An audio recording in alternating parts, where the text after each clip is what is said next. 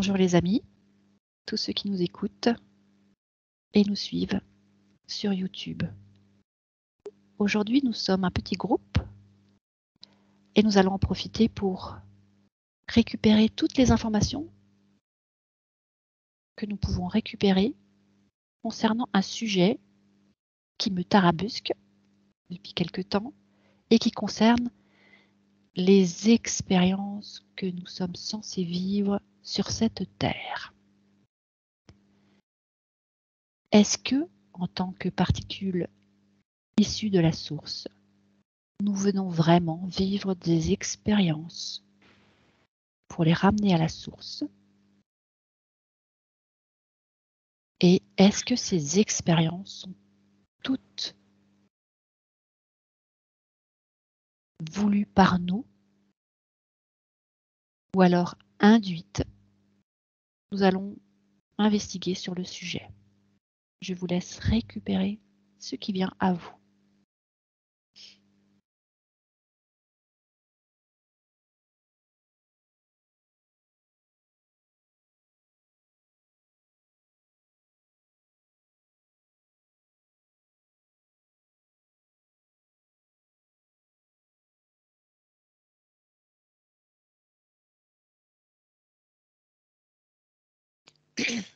Tu peux... Pardon, vas-y Jean-Luc. La première chose qui me vient, c'est depuis ce point de vue de particules qui provient de la source, moi j'ai juste une question, c'est qu'irais-je donc faire à l'extérieur, moi qui suis pleine de tout? Il y a vraiment cette sensation de... Il n'y a rien à expérimenter à partir du moment où c'est plein. C'est ça, c'est pas l'expérimentation, c'est le rayonnement, l'expression. C'est plutôt une expression qu'une expérimentation, ce que je perçois. Il y a quelque chose sur l'expérimentation où je vois pas de sens. Je vois pas d'intérêt. C'est juste ça. En quoi j'irais expérimenter quelque chose? Alors que la notion d'exprimer, de témoigner, de rayonner, tout ça me paraît plus... Rayonner, c'est un peu trop, mais ça me paraît être beaucoup plus juste, quoi. Qu'est-ce que tu exprimerais ou témoignerais alors? Il y a quelque chose de l'ordre on pourrait rapprocher ça d'une forme de joie paisible, de juste être, mais c'est un être plein. C'est pas être, c'est pas exister et essayer d'atteindre quelque chose pour être complet, c'est simplement être.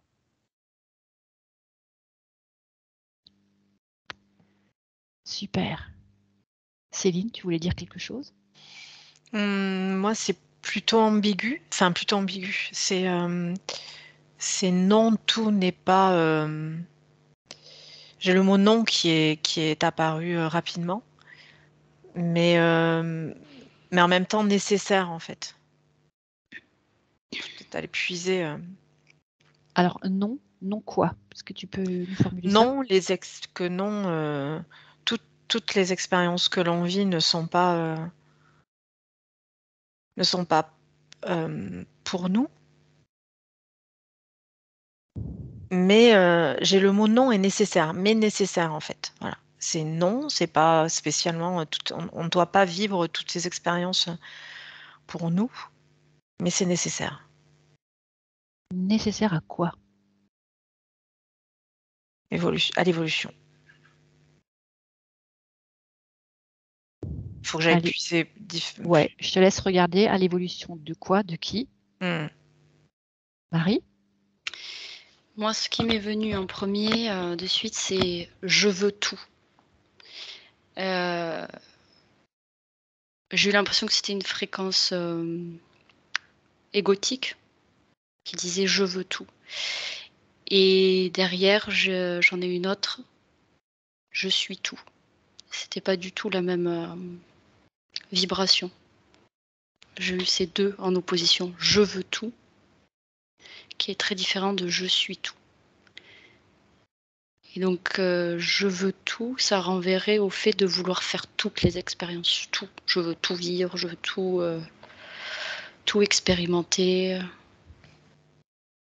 Un truc un peu conquérant. Voilà, c'est ça que j'ai ressenti, quelque chose d'un peu conquérant. Et le je suis tout, c'était beaucoup plus posé.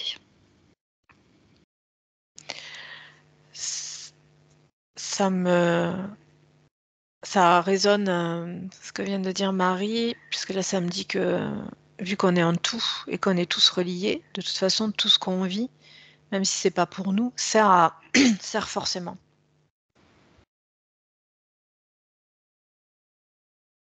Ok. Alors si je prends un petit peu l'ensemble de vos remarques, de ce que vous avez récupéré, on a quelque chose qui, en tant que particule de la source, finalement ne nécessite pas forcément d'expérimenter quelque chose, mais plutôt d'être l'expérience même pour tous. Comme si j'expérimente finalement, je diffuse qui je suis, et du coup, je permets aux autres qui ne sont pas, qui ne réussissent pas à être, à ressentir peut-être quelque part ce je suis, ou c'est peut-être comme une sorte d'émanation fréquentielle qui partirait de ceux qui réussissent à être et qui guiderait les autres vers leur propre je suis. C'est dans ce sens-là, Jean-Luc, que tu voyais les choses? De là où je ressens les choses, la notion même d'autre, séparé, est déjà pas présente à cet endroit-là. Où es-tu? C'est une donc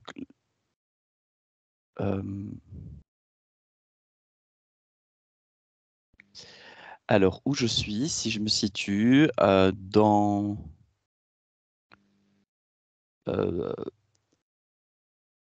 avec la source, pas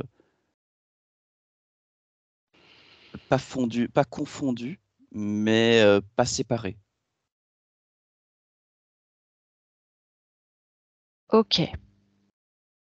Donc c'est comme si... Vas-y, je te laisse terminer. Ouais. Donc c'est là où je me trouve, il y a vraiment la notion de séparation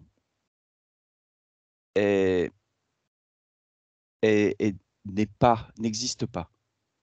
Ça ne veut pas dire qu'il n'y a pas une forme de... Je ne saurais pas expliquer ça. C'est comme s'il y avait à la fois... C'est comme s'il y avait un liant. C'est comme si là, il y avait encore le liant entre les choses qui fait que on peut ressentir l'unité, vivre l'unité tout en étant légèrement distinct. Pas mêlé, pas confondu. Mais Parce que toi-même, tu n'es pas séparé de ta source. Parce que, en effet, il n'y a pas la croyance forte d'une séparation. Il n'y a pas la croyance en la séparation, comme si la séparation était une vérité. C'est là où je vois ça comme une sorte de poison un peu, ou de poison, peut-être pas le terme exact, mais d'information qui fait dégringoler vers une expérience différente, quoi. Là, c'est pas une expérience, c'est une... Comment on pourrait dire ça? C'est un sentiment unifié, c'est un sentiment plus qu'une expérience. Oui, c'est ça. Marie, Ouais. qu'est-ce que tu ressens là? J'ai une émotion parce que en fait, moi la phrase qui venait, je pense que ça rejoint ce que dit Jean-Luc, mais tout de suite quand tu as parlé, j'ai eu « il faut qu'on parle du nous » avec un N majuscule. Et quand il parlait, je ressentais, donc j'avais cette phrase « il n'y a pas de séparation ». Et il faut qu'on parle du nous, comme si ça éclairait les singularités.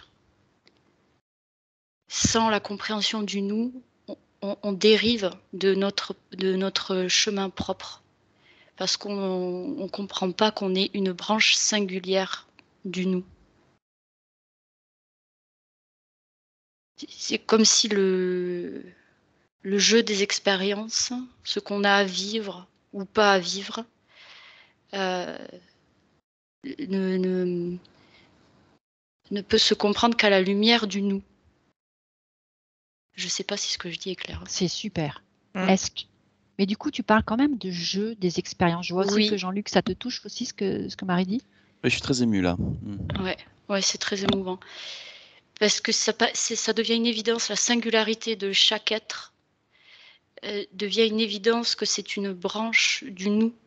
Et du coup, il n'y a plus de problème de territoire. On ne va pas sur les expériences que les autres ont à vivre parce que ça n'a pas de sens en fait. Ça n'a du sens que si on est coupé de ce nous, de cette compréhension qu'on est un ensemble.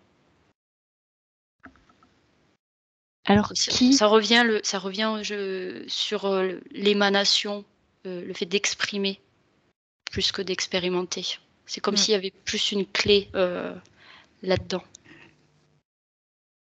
Alors peut-être qu'on va y aller dans ce nous. Parlons-en du nous.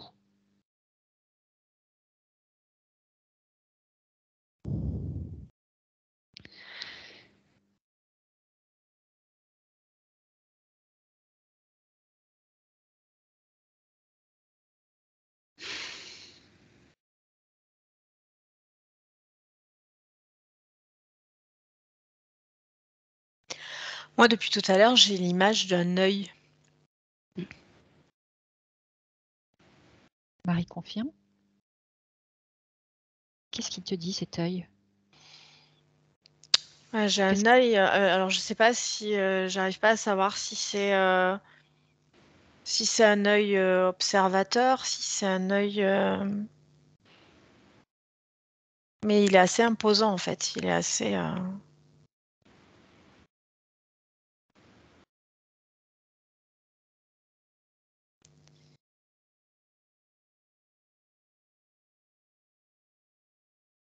C'est un œil qui prend toute la place, qui exprime quelque chose, qui émane quelque chose, qui montre quelque chose. Qu'est-ce que tu as d'autre? Il est plutôt positionné en haut à droite, assez. Tu vois, je l'ai pas en face de moi. Et comme s'il était en hauteur en fait, en train de regarder, d'observer. Voilà, c'est pas quelque chose de. C'est pas épié, c'est un œil observateur. Ouais, c'est un œil il observe. À qui appartient cet œil?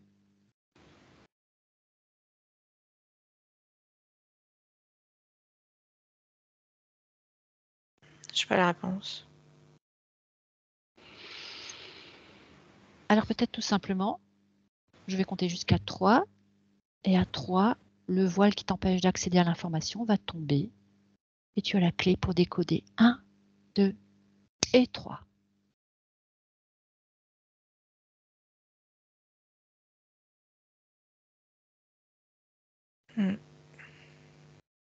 Quelque chose te parvient?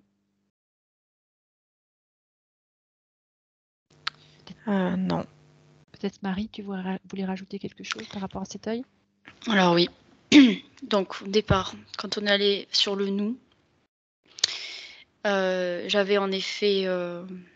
je ressentais comme... je ne sais pas comment le dire, une entité avec ses émanations et comme un regard bienveillant qui balayait comme ça et qui voyait toutes ces émanations, mais il y avait un lien d'amour, un lien de... le sentiment d'être la même chose. Et quand on est parti sur l'œil, c'est comme si j'avais le même schéma, mais en version séparation. Où là, ça devient un œil un peu froid parce qu'il y a une séparation et du coup se met en place une forme d'autorité plus sèche. Plus tu feras ça, il y a ça, il y a ça, il y a ça, enfin du management un peu froid. Puis j'ai eu l'œil un peu comme dans Le Seigneur des Anneaux, là. Voilà. Et c'est comme si c'était... J'ai eu le sentiment que c'est comme si c'était la même chose, mais avec la version séparation et la version unité. La version tout. Alors, la version séparation, je suppose qu'il manque le liant que tu avais dans qui le est tout. compensé par une forme d'autorité, en fait. Cette autorité semble être une manière de rattraper le lien. C'est une manière de... Ouais, voilà. C'est comme une compensation, en fait, parce qu'il faut rester ensemble, mais il n'y a plus de lien d'amour, donc il faut donner des ordres.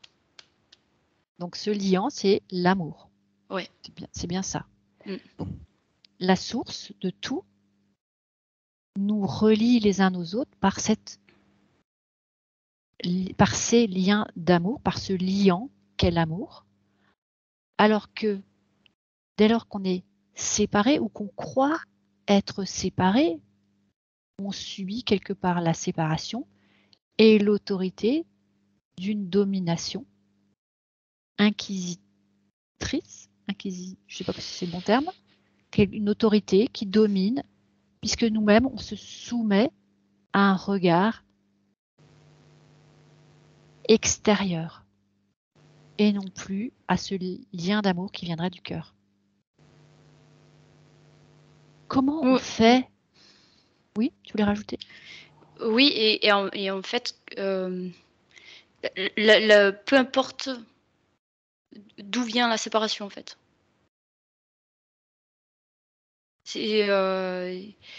J'avais ça quand tu parlais, cette précision. Peu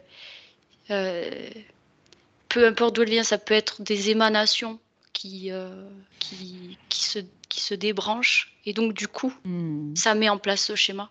C'est un phénomène, en fait. C'est pas comme s'il y avait une intention d'inquisition, c'est un phénomène. À partir du moment où il y a séparation, ça fonctionne comme ça, par autorité. Parce qu'il ne peut pas y avoir séparation, dans l'amour. Là où j'en suis, il ne peut pas y avoir séparation totale de la source. Donc, on met en place un schéma dominant-dominé. Ok. Et du coup, dans ces deux schémas, le tout qui nous relie les uns aux autres avec l'amour, on ne vit pas d'expérience, on exprime qui on est. Et dès lors qu'il y a séparation, c'est là qu'on subit quelque chose de l'ordre de l'expérience. C'est vécu comme ça, en tout cas. Alors, si on vit quelque chose qui s'apparente à de la séparation, est-ce que ces expériences, finalement induites, peuvent-elles être évolutives? Peuvent-elles nous permettre de nous rapprocher à nouveau de ce tout?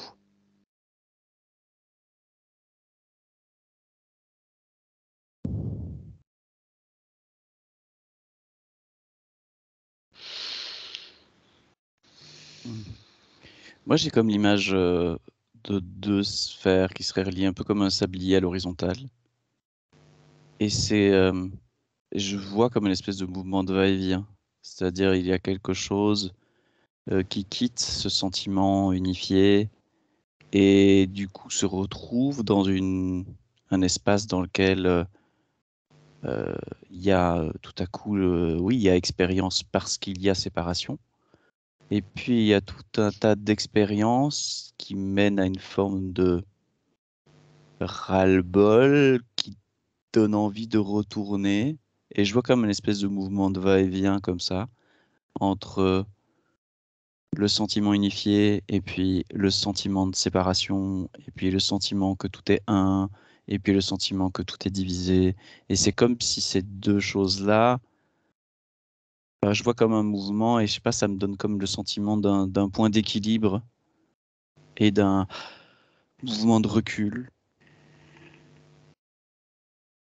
Je me demande dans quelle mesure c'est pas un seul système Je vois que tu dessines le lemniscate, Ouais, le 8. Ouais, c'est ça. C'est un peu comme si ça passe de l'un à l'autre, à l'un à l'autre, à l'un à l'autre. Et la question que je me pose là, c'est est-ce qu'il y a un moment où le point central est atteint? Est-ce qu'il y a quelque chose qui sort de là? C'est là où j'en suis. Et c'est ça que je pense que je vais aller creuser un peu. Ok. Céline? Moi, j'ai toujours mon œil.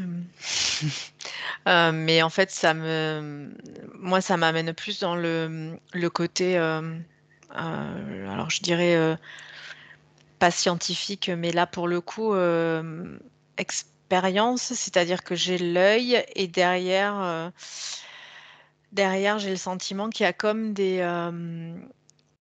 gros ordinateurs qui récupéreraient l'information en fait de ces expériences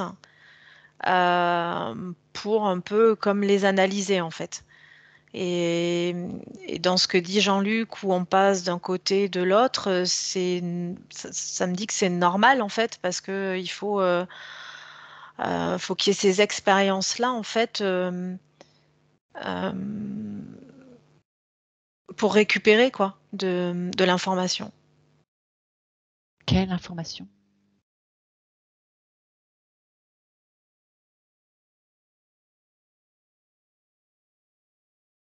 De l'expérience, c'est-à-dire le vécu, ce pourquoi on n'est pas le je suis qui je suis, on l'est par les expériences. Et ces expériences-là qui nous font devenir le je suis qui je suis. Ouais. Du coup, Est-ce qu'ils nous font devenir je suis ou nous font nous souvenir? souvenir. On ne devient pas souvenir. On revient à ces expériences-là, nous ramènent en fait à qui on est, À la source. à la source. Mais Parce le fait de qu'en la quittant, sortir, on a oublié. voilà, le fait de sortir de la source et d'avoir ces expériences-là. Alors quand dans le mot expérience, il m'est bien dit ça englobe les émotions, les ressentis, c'est pas juste du Très bien. faire, hein. C'est pas juste du faire, hein. Oui. C'est vraiment un tout. Euh, mais ça permet, alors ça leur permet, je mets comme ça leur permet. Euh, c'est pas péjoratif ce que je dis en fait. On n'est pas des pions et on n'est pas des souris de laboratoire dont ils se servent pour faire de l'expérience. Ça nous sert à nous. Mais eux récupèrent de l'information en même temps en fait. Voilà. Qui ça, eux? Bah ouais. Si je pouvais savoir qui est eux. Alors, tu es en capacité, puisque tu es connecté à la connaissance du tout, tu es en capacité de récupérer cette information qui collecte les expériences qui sont censées servir à tous. Et Marie, je t'écoute. Il faut que tu me relances sur la question, si possible. Peut-être que tu avais d'autres ressentis de tout à l'heure qui n'ont rien à voir avec cette question. Il faut que tu me remettes la question. J'ai l'impression que ça va revenir. Mais, ok, alors la question là que je posais aussi à Céline, c'est il y aurait la question de départ, ouais. De départ, ouais. les expériences que l'on fait dès lors qu'on a quitté la source, sont-elles choisies ou induites?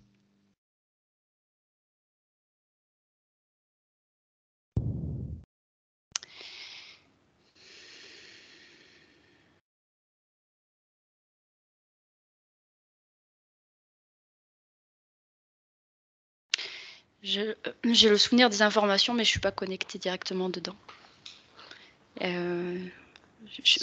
Parce que je suis partie avec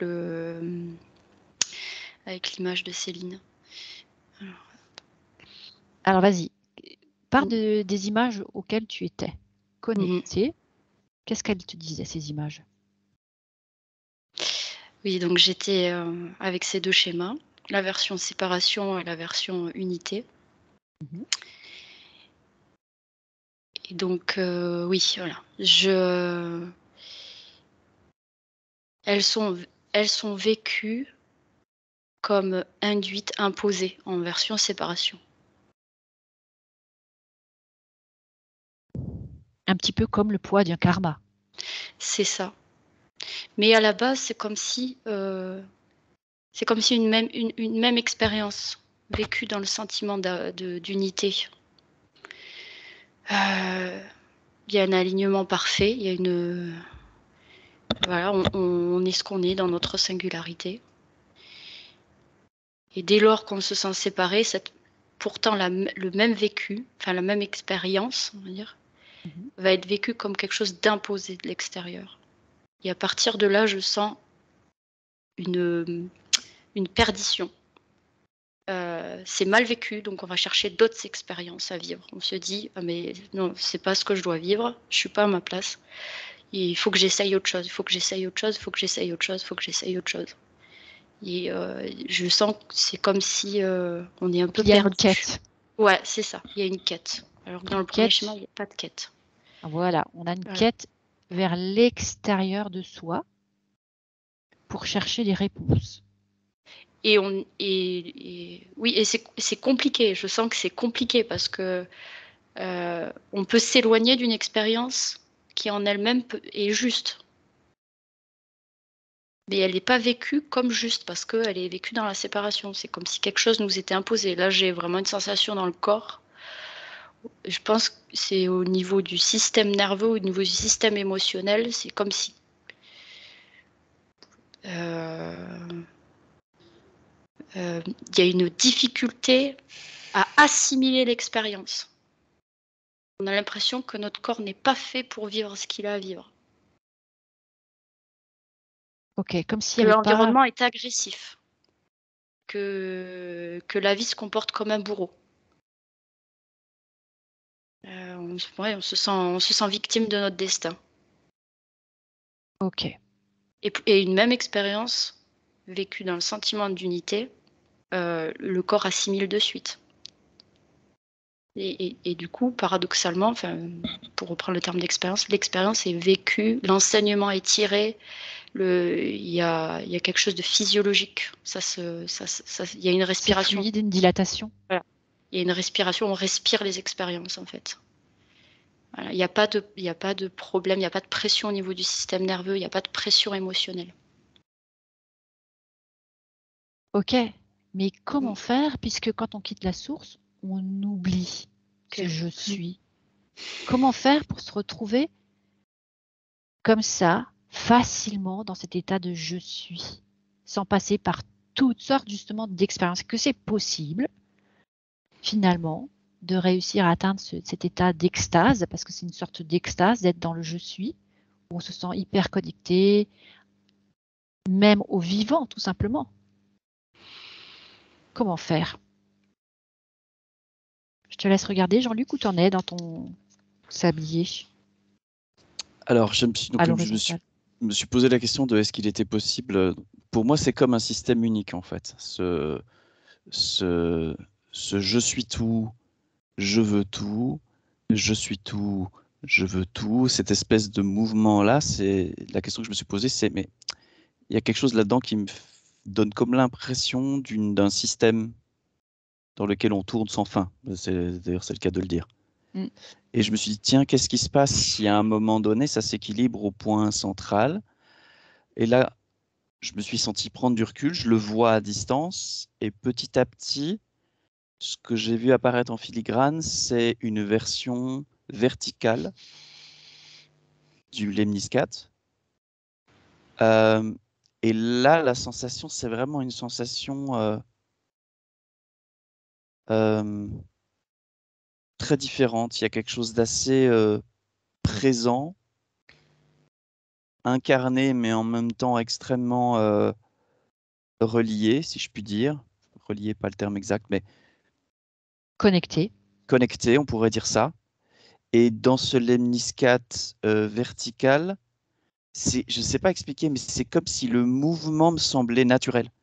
Il y a un mouvement d'ascension, je redescends, je remonte, je redescends. Il y a comme un espèce de mouvement qui, de ma perception, me semble plus naturel que l'autre, dans lequel on galère d'un côté, et puis Pour ramener tout à l'autre. pour ramener de l'autre, et du coup on vit un petit... C'est un peu comme un shoot de drogue, quoi. On vit un plaisir, un grand plaisir à se sentir unifié, et puis c'est un On déplaisir. retombe. Et c'est ça.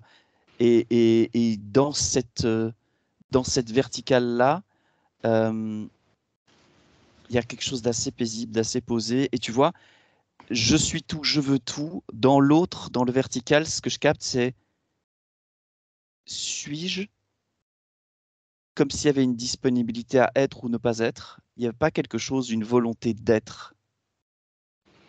Il y a une... C'est même pas important en fait, il n'y a pas Non, d'intention. il n'y a pas d'importance, ça n'a pas d'importance. Il n'y a ni bien ni mal, c'est juste je suis ici et maintenant. Et je me pose pas la question.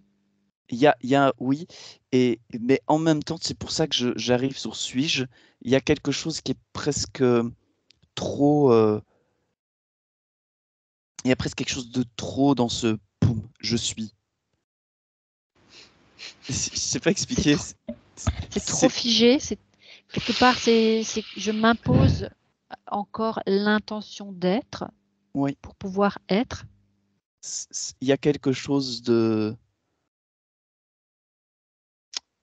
qui, en tout cas, c'est pas la même. Je ressens pas ce je suis à cet endroit-là. Le je suis qui je suis. Pour moi, il est le point qui permet de sortir. Mais dans ce que j'observe, il n'y a pas ce je suis. Il y a quelque chose de plus, de plus innocent, de plus libre. De faire ou de ne pas faire, d'être ou de ne pas être, Oui, c'est ça. d'être un enfant. Oui, il y a une innocence. Il y a le non-savoir, la simplicité, la disponibilité. Ouais, c'est vraiment, je pourrais dire un milliard de mots, mais c'est ça que j'observe. Alors, rappelle-nous, c'est en allant au point zéro de ce lemniscate, donc au point zéro de je veux tout et je suis tout. Mm. C'est entre les deux, Mm. tu te poses plus de questions, tu vis ce que tu es. C'est ça, je suis qui je suis, ni plus ni moins, ni sans la volonté d'être tout, sans la volonté d'avoir tout, ou c'est juste ça qui semble être la porte. Alors, c'est pas forcément une porte de sortie, mais c'est comme si à cet endroit-là, on pouvait prendre conscience du lemniscate vertical, qui lui est une autre chose. Et du coup, qui est l'expérience. Avec un grand E peut-être. Ça pourrait être ça, oui. Oui, j'ai vu passer ça à un moment quand j'explorais, de dire bah tiens, en fait, il n'y a qu'une et une seule expérience, c'est celle-là. Oui, c'est l'expérience naturelle. Hors le bien, hors le mal. Oui, oui. Hors toutes les croyances. Aucun avis, quoi. En tout cas, c'est juste, ça comprend pas à cet endroit-là, bien mal. C'est juste pas. Ouais, c'est juste. Il n'y a rien à réfléchir, il n'y a rien à comprendre. Il y a juste à vivre ce que je suis. Qui je suis. Ouais, vivre est même presque de trop. Vivre est de trop. C'est particulier, hein, c'est vraiment. Ah ouais. Il faut y être dans cet état-là pour le ressentir, pour l'exprimer. Ouais. J'aurais pas envie d'y accoler le moindre mot, tu vois. Je voudrais pas le définir par des mots ou le réduire par des mots. C'est peut-être pour ça que j'arrive pas à être en accord avec ou être en accueil avec les mots que tu me proposes.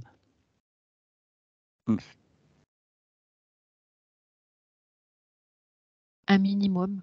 Je suis qui je suis, ça te suffit dans cet état. Ouais, c'est la porte. D'accord. Céline, tu te sens un peu mieux avec ton œil? J'ai plus l'œil. En revanche, il y a plusieurs choses là qui... je vous relate ce qui m'est arrivé. Je reviendrai après sur la question que tu m'as posée avant de qui me parle, mais surtout rebondir sur ce qui s'est passé avec Marie et Jean-Luc, parce que moi, ça me disait en fait, alors je sais pas, à voir, mais que qu'en fait, ce que ressent Jean-Luc, c'est comme l'état de grâce en fait. C'est comme si c'était avant d'être incarné pour vivre les expériences. C'est vraiment cet état-là. Et l'état dans lequel je dirais, c'est pas je dirais, c'est dans lequel on revient une fois avoir fait notre incarnation, après avoir vécu ces expériences. Et l'état de ce que décrit Marie, ça serait ce qu'on vit dans l'incarnation. Ces expériences, cette séparation, ce tout, enfin voilà. Et entre l'état, ce dont décrit Jean-Luc, cette sortie en fait de cet état, pour moi, je dirais, et l'expérience que décrit Marie, moi, pendant ce temps-là, ils prennent des notes. Elle en revient toujours à c'est qui il. Alors, j'ai posé la question. Alors, ça m'a pas donné. Non, ça m'a pas donné.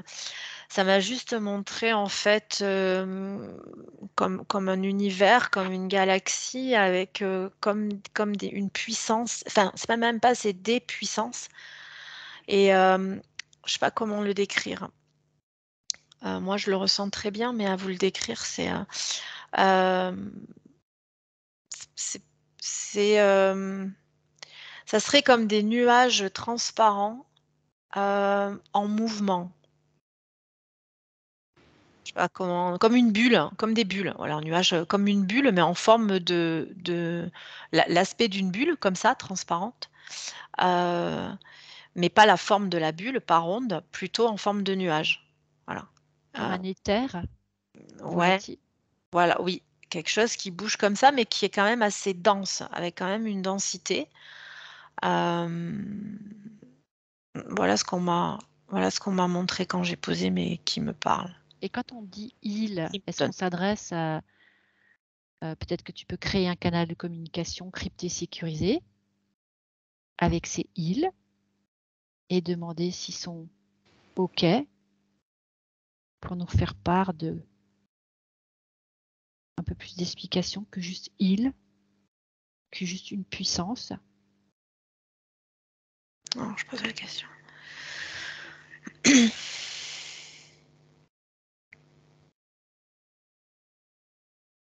Ça me dit oui, ils veulent bien.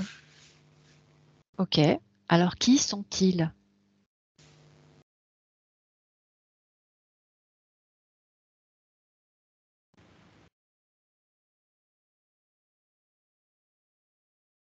Ça me dit oui, mais il n'y a rien.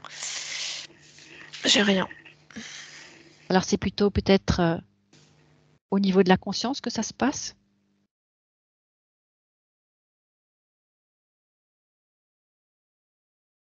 Comme une accumulation de plusieurs consciences?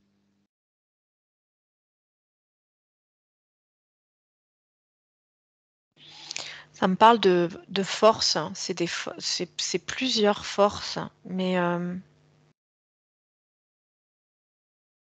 ça me remontre ces bulles de nuages là. OK. Est-ce que nous sommes en capacité aujourd'hui à conscientiser ou à comprendre ce qu'ils sont?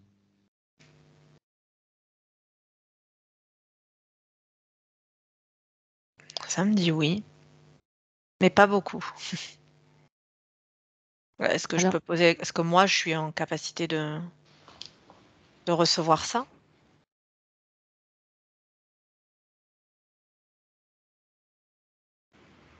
Ah ouais, bon, ça me dit oui, mais ça me dit que j'ai quelque chose en moi qui...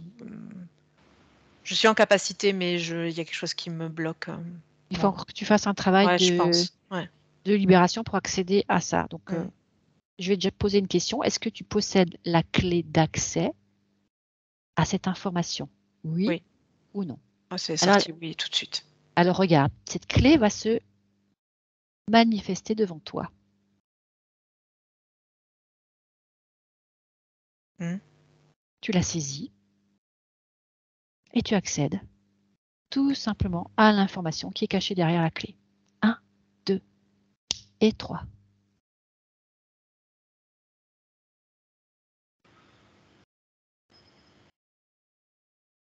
Alors, j'ai toujours la clé, en fait. Ouais, elle est immense, hein. Tu sais quoi, Céline? Mais j'ai toujours la clé. Tu as la clé, mais c'est toi la clé. Là, ça rigole. Alors tu la saisis, cette clé. C'est un peu comme dans Alice au pays des merveilles qui mange un bout de quelque chose et puis la situation change et se transforme. Alors tu saisis la clé et tu mets la peur d'accéder à l'information dans l'amour. C'est juste de l'information. Puisque tu es en capacité de la recevoir, pas besoin de retenir la peur. Comment ça se passe? J'ai toujours la clé, ça bouge pas. Alors peut-être Elle est belle, hein, elle est magnifique. Elle est belle, elle est belle. Mais, Est-ce que Marie ou Jean-Luc sont en capacité de saisir cette clé? Pour moi, elle est lourde.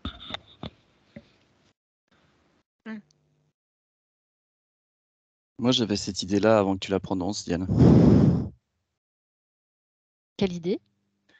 À l'intérieur de moi, j'avais envie de dire à Céline, si tu peux pas, vas-y, file-la moi, je vais voir si je... Ah ben vas-y.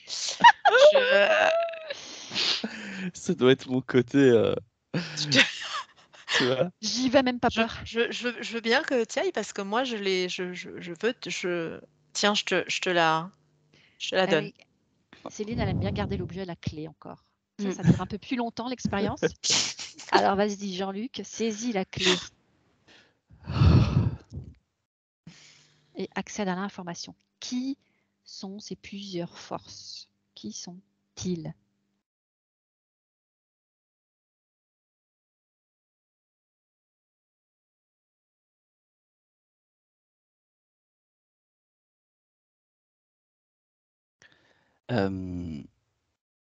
Alors, ça me parle d'anciens.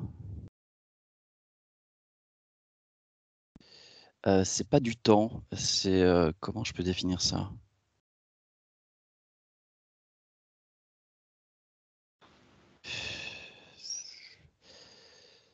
Je vais dire tout ce qui vient, puis Oui.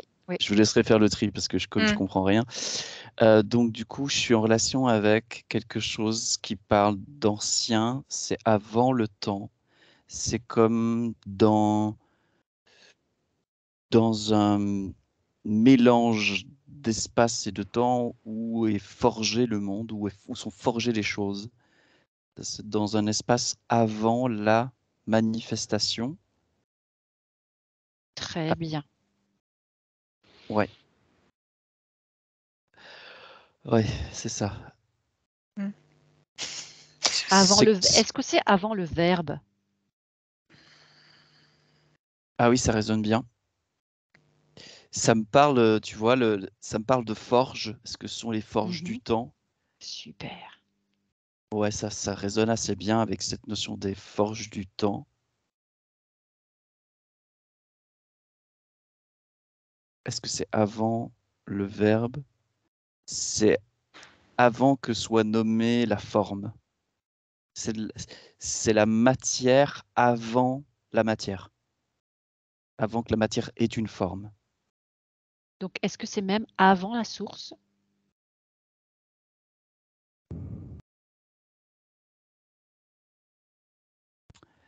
Ça me semble être avant la source telle que jusqu'à présent on a défini, perçu la source.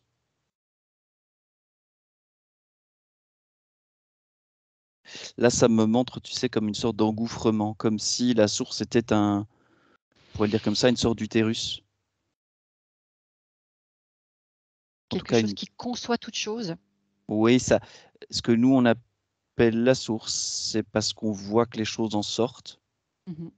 Mais avant ça, il semble qu'il y ait d'autres choses, oui. En tout cas, cet espace-là. Alors peut-être que ça, ce sera le sujet d'une nouvelle investigation. On se réjouit d'avance de tout ce qu'on va récupérer. Mais en attendant, ces îles en question, peut-être peuvent nous aider à participer à la compréhension de ce que l'expérience vécue soit utile à récupérer son je suis.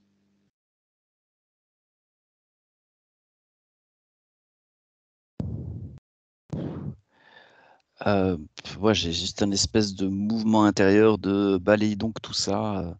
Ça n'a aucune espèce d'importance. Je m'en fous. C'est comme si c'était une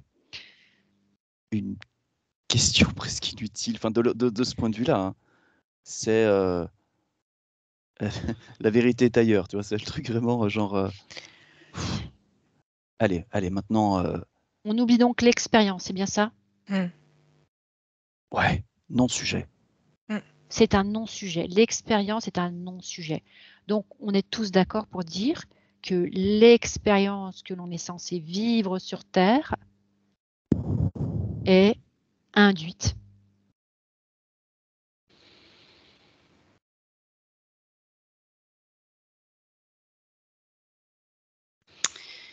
Moi, ça matche pas. Ça veut dire quoi? Ça ne matche pas?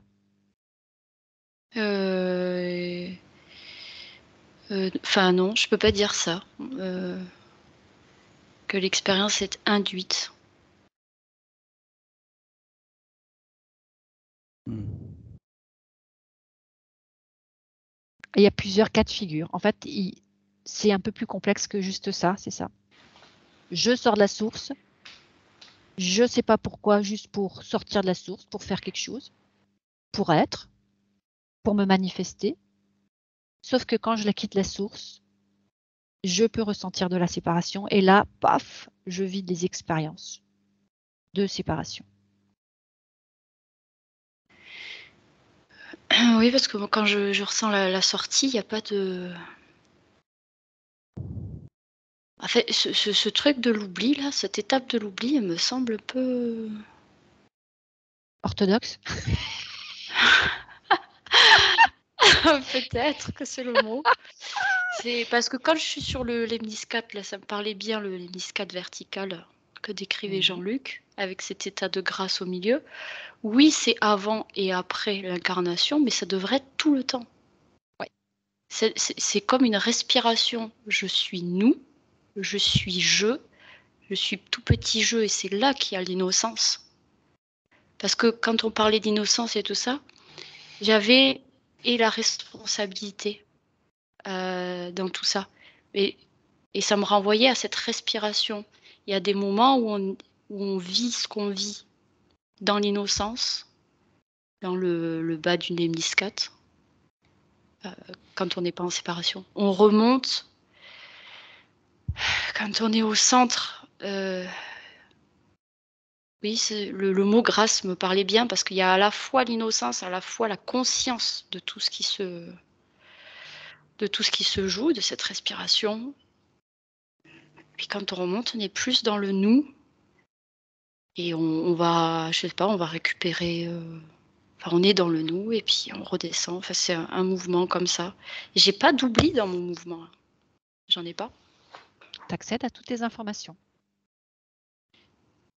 Parce que tu as récupéré ta connexion à la source. Alors, qu'est-ce que c'est donc cette histoire d'oubli?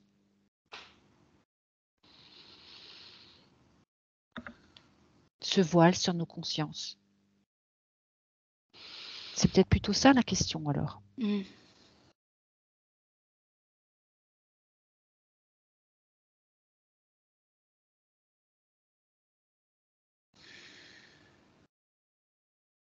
L'oubli, il est nécessaire pour revivre en fait chaque.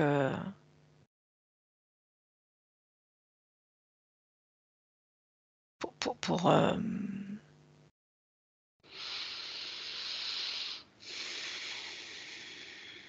on est obligé d'oublier en fait. L'état d'amour dans lequel on se trouve, le tout, le sinon, un. Sinon, il n'y a personne qui s'incarne. Ouais, puis sinon, il n'y a pas ce mouvement de va-et-vient. Si on n'oublie pas, ouais, il n'y a pas le mouvement de va-et-vient, justement, c'est l'un des quatre, là, quand tu montes. C'est très, très parlant, ça parle énormément. Tout ce qu'a dit Jean-Luc tout à l'heure a été validé. Oui. Déjà. Je reviens Quand tu as posé la question, moi, j'ai eu... je savais que c'était Jean-Luc qui allait l'exprimer. Ouais. Il ne fallait pas que j'aille chercher, il fallait que j'aille prolonger. Tout a été validé. Tout m'a été validé. L'histoire de la source, ça m'a bien montré, moi, la position de eux, donc du coup, de la source, de tout. Par contre, j'ai pas la même formulation sur l'oubli. C'est pas l'oubli de l'état d'amour. Non. C'est l'oubli de ce que tu vas émaner. Tu l'émanes dans l'innocence. Ouais. L'oubli est nécessaire pour ce sentiment d'innocence, pour ressentir la joie de l'incarnation. Voilà. Mais c'est pas un oubli, c'est pas une séparation. Non, c'est comme s'il y avait une confusion entre l'oubli et la séparation. C'est deux choses différentes. L'oubli n'est pas censé induire le sentiment de séparation. C'est comme un enfant, en fait. Un enfant, il est... innocent.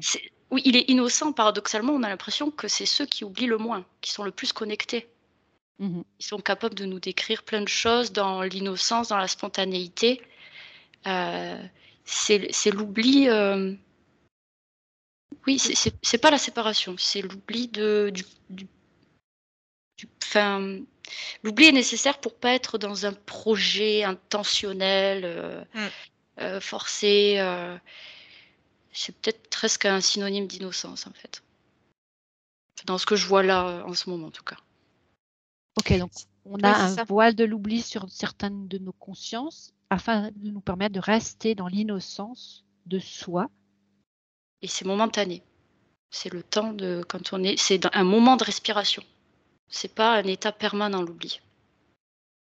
Le temps de décider de se reconnecter à je suis, qui je suis. Ouais, et ouais, décider aussi, c'est respiration. C'est le temps d'être dans l'autre moment de respiration. Ça semble tellement simple quand on vous écoute, et pourtant, regardez, ici, sur Terre, toutes les expériences vécues sont tellement traumatisantes. Oui. Oui, samedi, c'est ce que tu en fais. Et oui, mais jusqu'à ce que vous soyez dans cet état-là de grâce, connecté, parce que vous êtes dans l'état de conscience modifié, accédez à votre 1. Mais quand vous redescendrez tout à l'heure dans votre densité terrénale, comme si quelque chose vous empêchait d'accéder à ce 1 en permanence, à cette innocence. Ouais, du coup, moi, la question que j'ai là, qui s'affiche, c'est en quoi est utile j'ai envie de le formuler comme ça, le programme de séparation.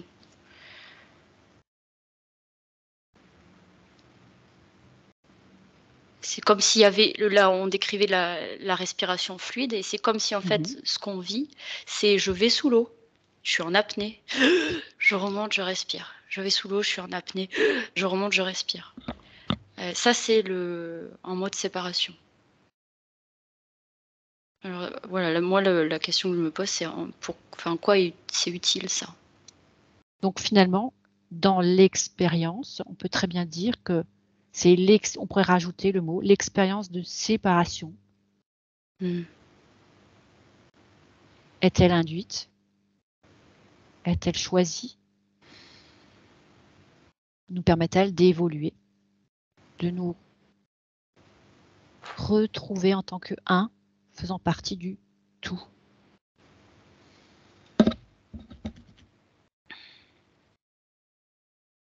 En fait, moi, dans le mot induite et choisi, c'est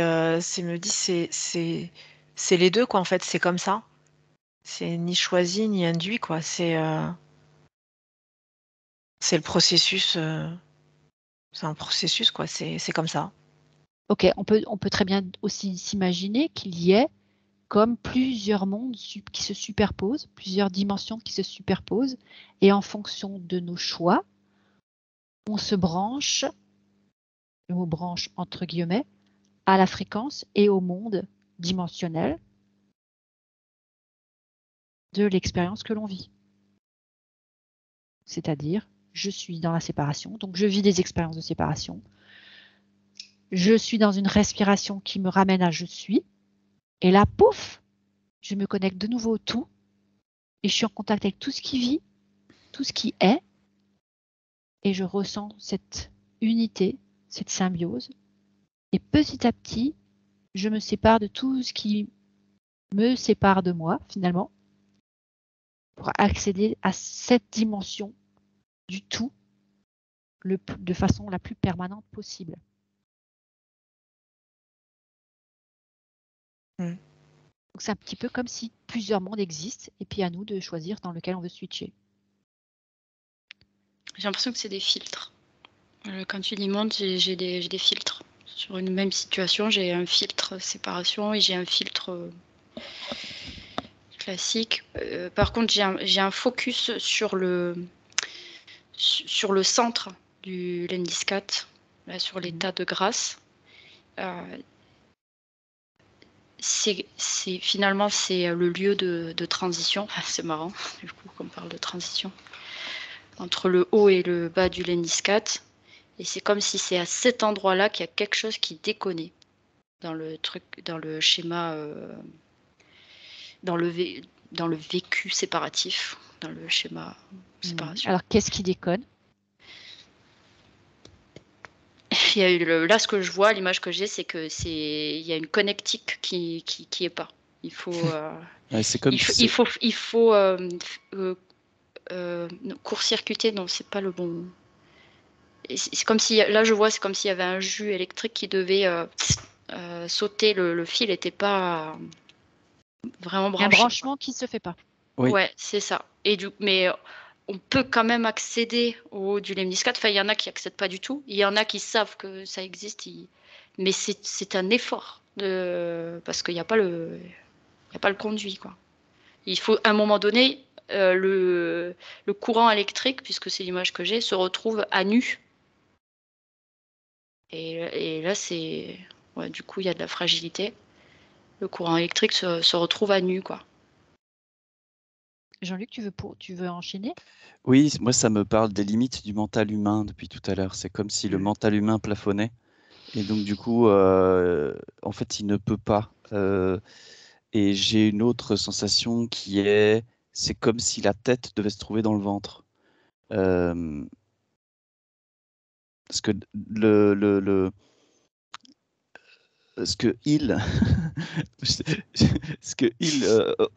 ce que le fait d'être à cet endroit me montre de plus en plus, c'est on ne devrait pas penser avec notre tête parce que le mental humain est limité.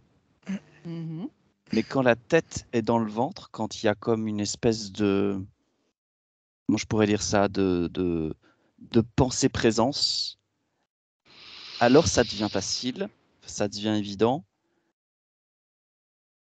Alors ça devient évident, si je le déploie dans la vie humaine sur cette planète à cette époque, je pense qu'on devient absolument irrecevable et incompréhensible et de tous les noms d'oiseaux pour nos contemporains. Mais ça semble, en tout cas, c'est une piste que je trouve intéressant d'explorer. Mais ça me parle vraiment des limites du mental humain. Je sens vraiment que le mental humain, il peut pas. Il est pas équipé. Autrement dit, le cerveau, quelque part, nous sépare de notre esprit. Ouais, mais moi, ça, pour continuer là-dessus, ça me dit que c'est aussi fait un peu pour une sorte de tri. de tri naturel, quoi, en fait, où certaines personnes peuvent avoir accès et d'autres non, quoi, en fait. Voilà. C'est pas le cerveau, Diane, qui limite, c'est la façon dont on l'utilise. La façon dont il est formaté.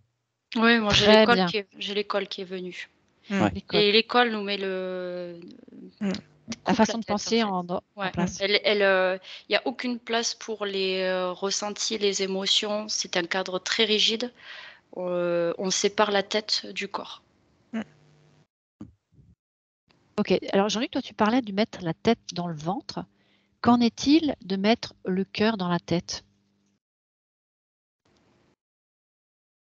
Parce que j'avais cru voir, moi, que certains Anunnakis avaient une immense tête et que leur cœur était justement dans leur tête. Alors, donc là, moi, si je mets si je vais faire les deux, je prends un écran, je mets la tête dans le ventre. Là, j'ai rayonnement, ok. Et si on met le cœur dans la tête,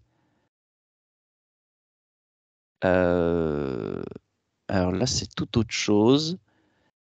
Le cœur dans la tête, ça donne comme une espèce de surpuissance mentale.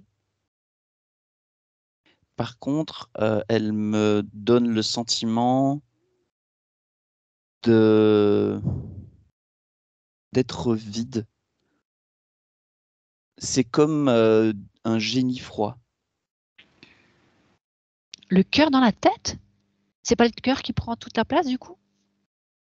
Alors, si j'ai le cœur dans si je mets le cœur dans la tête, non, il y a quelque chose. Comme une cohérence cœur-tête. Ouais, il y a quelque chose. Quand je goûte les deux, et en tout cas, il y a un truc dans lequel je sens quelque chose de complet, et autre dans lequel je sens. C'est extrêmement. Il manque quelque chose. Ça dépend de l'état de ton cœur. Hein. Et si on fait la connexion, la cohérence tête-cœur-ventre, justement? Alors, si ça doit être dans le ventre, semble-t-il. Et si on prend cette tête, ce cœur dans cette tête, et qu'on le remet dans le ventre, ouais, là, il y a quelque chose qui me semble complètement équilibré.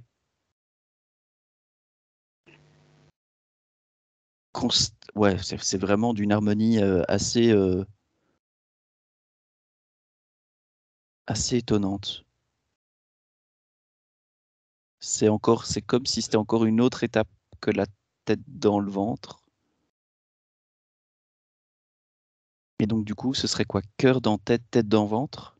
Non, simplement une cohérence tête, cœur, ventre.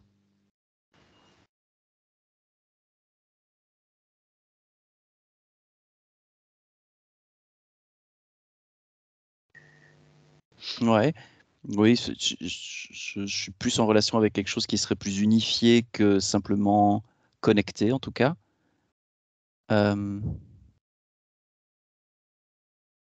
Parce que quand tu... L'idée, en tout cas, c'est que ce soit une seule chose. Parce que justement, si tu mets la tête dans le cœur, si tu mets la tête et le cœur dans le ventre, on est juste une sphère quelque part. Là, on est un corps physique. Donc, quand tu parles de mettre tout dans le ventre, c'est tout quoi? On ne peut pas couper notre tête et notre cœur et le mettre dans notre ventre. Concrètement, ça donne quoi? Alors, c'est pas évidemment dans le physique, c'est vraiment dans la notion de l'information que nous devenons. Donc, la sphère, ça convient bien. Et après, si cette sphère est dans le corps physique,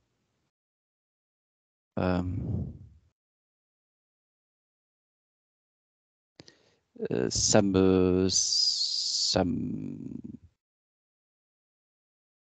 parle comme d'une forme de corps qui rayonne, mais qui n'est plus. Je ne saurais pas le définir. C'est vraiment comme si le corps devenait une caisse de résonance. Ouais. Alors tout à l'heure, tu parlais du point du lemniscate, du point central. Est-ce qu'on peut parler à ce moment-là d'un point zéro d'équilibre dans notre corps qui serait dans le ventre, comme le point zéro de notre conscience?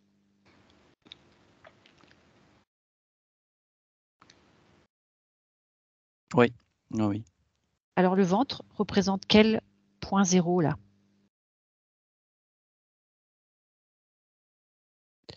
De l'incarnation. La conscience physique donc. Mm. Ok. Donc le point zéro de notre conscience physique rejoint le point zéro de notre conscience du cœur, de notre conscience supérieure donc, et rejoint le point zéro de notre conscience divine, chakra tête. Bim. Une seule conscience, interconnectée. Et là, je revois le lemniscate vertical. Avec ce point central là. Et c'est comme si c'était ça l'incarnation. C'est drôle, c'est rigolo. Tout à coup, c'est comme si je voyais un corps humain, tu vois. C'est comme si le corps humain, il était l'incarnation, donc le corps humanoïde humain. Naturellement, c'est ça qu'il est. C'est ici maintenant, c'est le point zéro de notre conscience physique qui finalement est le point zéro du tout. Écoute, c'est Et là, on a la puissance magique. de heal qui s'active. Et là, je pense qu'on devient capable de faire des choses dont on n'a même pas idée. Donc, ils sont contents? Est-ce qu'ils sont contents? C'est une bonne question. Je sais pas si on peut vraiment parler de contentement. Je pense, moi, je suis content. Mais est-ce qu'ils sont contents? C'est une bonne question. Ils sont contents de notre niveau scolaire? Moi, ça me dit c'est génial. Moi, ils me disent c'est génial. C'est vrai? Ah ouais. En tout cas, il y a de la joie. C'est cool. assez chouette. Ouais. Ouais. Eh bien, écoutez, les amis, je pense qu'on a fait une sacrée balade. Totalement Attends, inattendue. il faut juste que je dise, parce que pour boucler sur le terme d'expérience, Vas-y, Marie. donc effectivement, la tête, cœur, corps. Et là, on n'arrêtait pas de me montrer un enfant. Tu parlais, il y avait comme une invitation à se focaliser sur le ventre, comme si c'était l'endroit un peu qui nous restait à comprendre, que la conscience au niveau du ventre. Et en fait, la notion d'expérience naturelle, je la vois plus à ce niveau-là. Dans le ventre, au niveau de l'enfance. Il n'y a pas d'autre expérience, je ne sais pas si ce que je dis est clair, il n'y a pas d'autre expérience que celle qu'on peut observer chez les enfants. Les expériences naturelles, on peut les observer chez les enfants, hors cadre scolaire.